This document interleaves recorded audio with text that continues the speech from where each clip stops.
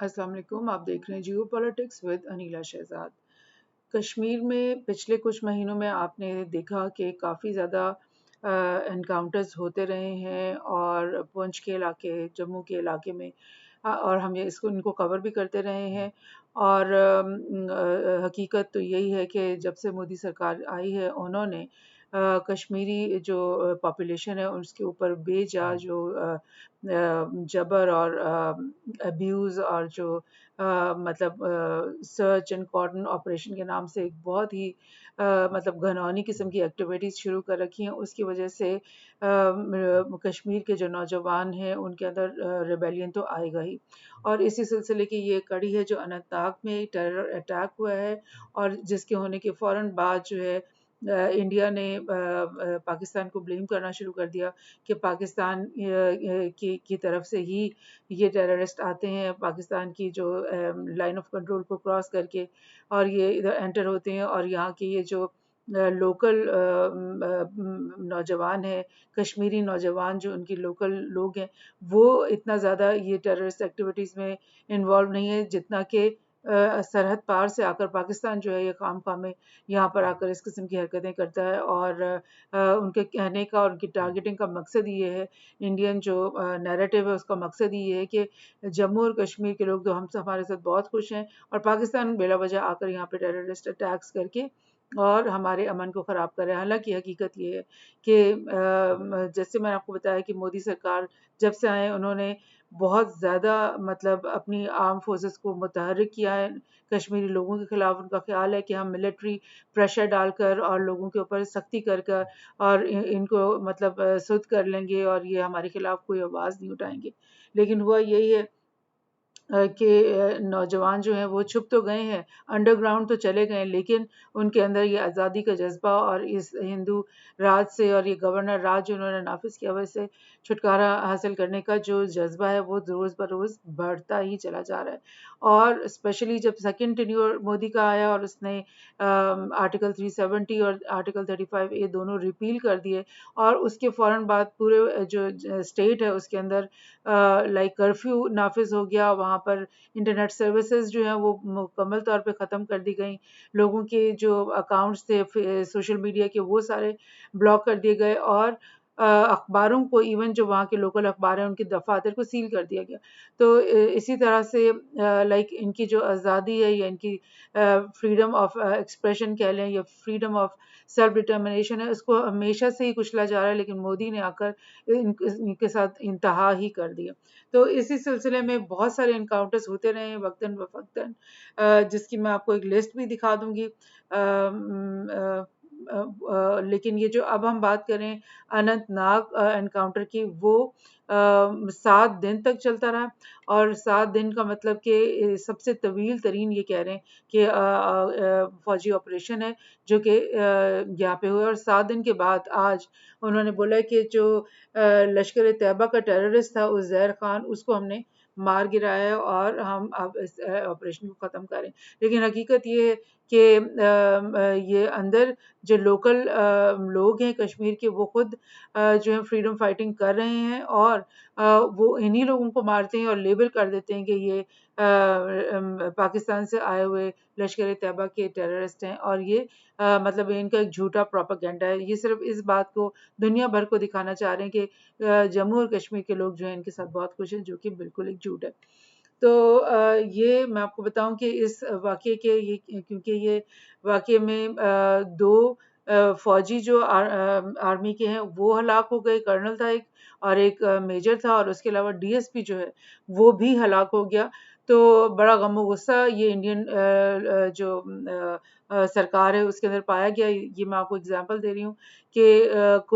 Kokernag area में गदोल के अंदर ये वाक़या पेश आया है जो कि अनंतनाग का एक हिस्सा है। और इस वाक़ये के बाद जो है ये यूनियन मिनिस्टर राजीव चंद्रशेखर जो है उसने बोला कि अगर ये पाकिस्तान जो है हमारे साथ वॉर करने की कोशिश करेगा या वो करना चाहता है तो फिर someone else will raise your children, यानी तुम लोग सबको हम मार डालेंगे और तुम्हारे बच्चों को कोई और पाल रहा होगा। ये मतलब इतनी घटिया बात के पहली ये नहीं कहना कि 7 लाख फौज तुमने اتنے چھوٹے سے اسٹیٹ میں بھری ہوئی ہے. اس کے علاوہ کمانڈوز تم لوگوں نے الگ سے یہاں پر بھرتی کیے ہوئے ہیں فوج کے, اور اس کے علاوہ پولیس فورس ہے جو 2-3 لاکھ لوگ ہیں. تو ان سب نے مل کر مطلب ایک ایک ولیج, ایک ایک گھر کا مطلب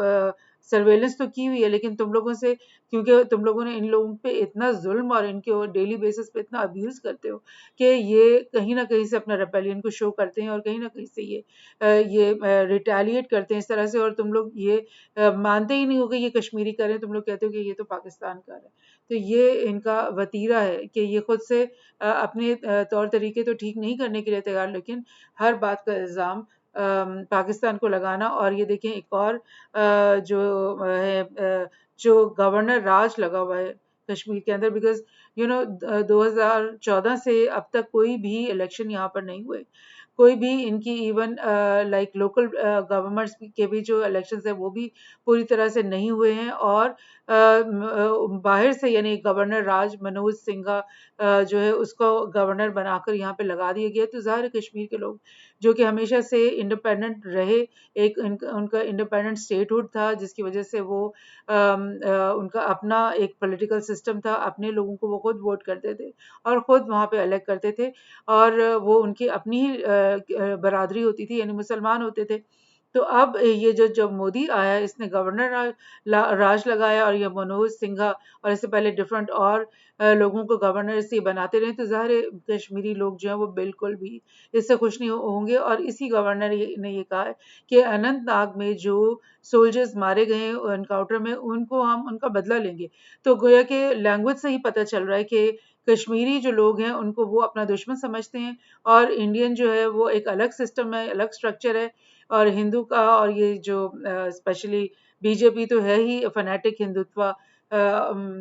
لائک آرگنائزیشن ہے, پارٹی ہے. تو انہوں نے اس کے گورنر نے کہا ہے کہ ہم یہ بدلہ لیں گے. تو کس سے لیں گے؟ ظاہر کشمیری لوگوں کے اوپر ان کا بس چلتا ہے, انہی کو یہ مزید سرچ اینڈ کارڈن آپریشنز کریں گے, مزید کومبنگ آپریشنز کریں گے, مزید ان کو ٹیررائز کریں گے, اور مزید ان کے بچوں کو گھروں سے نوچ کے نکال کے اور لے جائیں گے. اور ایسے پھر یہ کرتے ہیں کہ جب یہ ان کے نوجوان بچوں کو لے کر جاتے ہیں تو پتہ نہیں ہوتا کہ یہ کس جیل میں وہ ان کو بند کیا گیا ہے, کس حال میں ان کو رکھا گیا, ملنے بھی تک بھی نہیں دیتے. تو پھر ٹیرر تو یہ پھیلا رہے ہیں, ٹیرر تو 7 لاکھ انڈین آرمی پھیلا رہی ہے ڈیلی بیسس پہ, اور جو ان کے گھروں کو جب یہ سرچ اینڈ کارڈن آپریشنز کرتے ہیں تو ان کے پوری ولیجز کو چاروں طرف سے گھیر لیتے ہیں, پھر وہ اندر کی طرف آنا شروع ہوتے ہیں, اور پھر ایک ایک گھر کی تلاشی, جہاں پہ بچے ہیں, جہاں پہ بوڑھے ہیں, جہاں پر لیڈیز ہیں, یہ سب کو وہ سرچنگ کرتے ہیں, اور پھر بیچ میں سے ان کے نوجوانوں کو پکڑ کے لے کے جاتے ہیں. تو یہ تو ٹیرر ہے جو کہ یہ انڈین آرمی نافذ کر رہی ہے ڈیلی بیسس کے اوپر ان لوگوں کے اوپر. ایک اور یونین منسٹر ہیں, ان کا نام ہے وی کے سنگھ, انہوں نے بھی بڑا غصے کا اظہار کیا. انہوں نے کہا کہ پاکستان کو آئسولیٹ کر دو, ساری دنیا کو وہ یہ میسج دے رہے ہیں کہ یونین منسٹر وی کے Singh says called on the international community to isolate the neighboring country and set up pressure on them against the cross border terrorism. ان کا خیال ہے, ان کا نیریٹو یہ ہے کہ یہ جو لائن آف کنٹرول ہے, یہ جو اورنج سی آپ کو دکھ رہی ہے, کہ پاکستان جو ہے اپنے ٹیررسٹ کو یہاں پہ ٹرین کرتا ہے, اور یہاں سے لائن آف کنٹرول سے یہ اندر گھسا کر اور پھر یہ مطلب ادھر ٹیررسٹ ایکٹیویٹیز کرواتے ہیں. اور ان کا خیال ہے کہ یہ جو یہاں سے آتے ہیں, پہلے پونچھ آتے ہیں, رجوری آتے ہیں, اور یہاں سے پھر یہ پورے پیر پنجال جو برفانی اور گلیشیل قسم کے ماؤنٹنس کا رینج ہے یہاں پر, جو کہ ویلی کو الگ کرتی ہے جموں سے. تو